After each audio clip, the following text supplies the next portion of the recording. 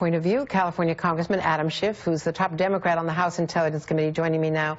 I'd like you to respond to the point that they're unsourced conclusions. There's clearly a difference between the FBI, which demands a much more legalistic burden of proof, and the analysis that comes from the CIA and the other intelligence agencies, which concluded back in October that Russia was involved, and now more recently seems to be pointing a finger to the motivation for Russia.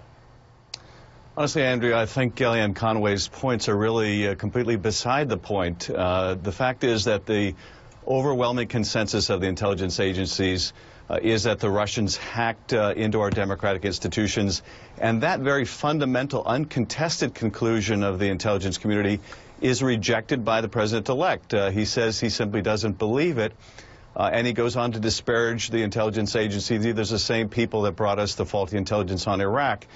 So, you know, the whole dodge about, well, they're trying to relitigate the election is simply not the point. The point is we have an incoming president who is willing to cavalierly reject the consensus of the intelligence community and to complain about unsourced reports in the newspaper when the president-elect evidently doesn't want to take the time to get the actual sources by sitting down regularly with the intelligence community is also a dodge. Now, in terms of the motivations of what the Russians were involved, why were they hacking us? Was it merely an attempt to sow discord, or was it more than that? You would really have to, I think, be willing to blind yourself to the fact that all of the, and I'm cabined by only talking about the public information, but all of the disclosures, all of the dumping of information was uniformly designed to hurt Secretary Clinton and help Donald Trump. You would have to imagine that that's a complete coincidence, that the fact that Donald Trump was such a pro-Putin, pro-Russia candidate willing to consider doing away with sanctions, belittling NATO, admiring of Putin, claiming that the Russians were only bombing ISIS in Syria when they've been bombing civilians. You'd have to believe that was all coincidental, accidental, unintended, and that just strains credulity. So I think we ought to have a joint investigation, House and Senate Intelligence Committees, to look into this. I think we ought to work to deter the Russians, sanction the Russians, and I also think we need to inoculate the public against further Russian meddling. The intelligence agencies are already preparing for Star Chamber hearings. They're preparing to be subpoenaed. They are going to be spending so much time defending this analysis that they could be missing other things. Do you have any concern about us spending so much time on this issue going forward? No, I think this is an incredibly important issue, and we're not going to see the last of it. The Russians have not paid a price for this kind of hacking.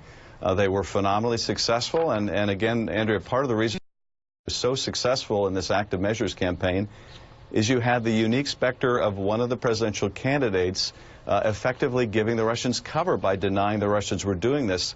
Oddly enough, inviting them to publicly asking them to hack his opponent's emails, and at the same time denying that they were involved.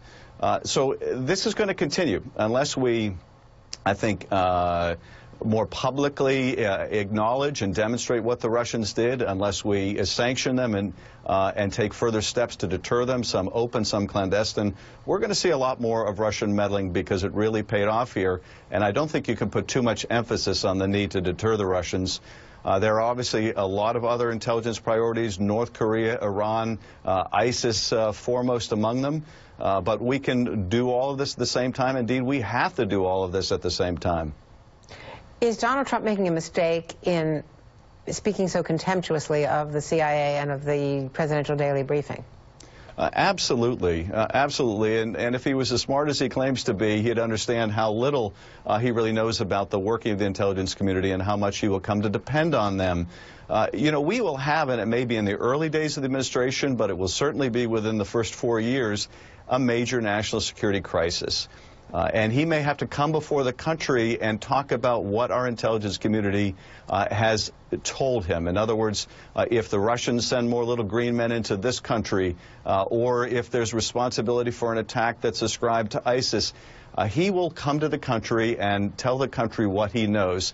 And it's going to be very important, number one, that the country believe him, and number two, that the intelligence community has credibility, which he is undermining right now. The Russians can later say, well, this is the same president who said that the intelligence community couldn't be believed on Russian hacking, couldn't be believed on Iraq, couldn't be believed on anything. And by making these categorically false statements about illegal immigrants voting, about the Russians not being involved in hacking, he is undermining his own credibility and meaning that when that crisis comes, a great many Americans simply won't believe their president. And that would be a very dangerous thing. Could it be that he's relying more on Mike Flynn than on the CIA? Well, I think, honestly, what this is, I don't think it's reliance at this point on Mike Flynn. I think this is a president with a thin enough skin that anything that is not completely for him is completely against him. He cannot abide the idea that he lost the popular vote, so he has to pawn it off on millions of fictitious illegal immigrants voting. He can't abide the idea that the Russians may have helped his campaign, so he has to castigate the CIA and say they don't get anything right. And unfortunately, I think we're going to see a lot more of this, and these are not qualities you want in a commander-in-chief. I've been hoping, I think as much of the country has been hoping, that this is a man who would grow into the job, but the signs are not encouraging. He is not growing into the job, and there aren't many weeks left before he assumes the most important office in the land, and that is gravely concerning. Adam Schiff, thank you, Congressman.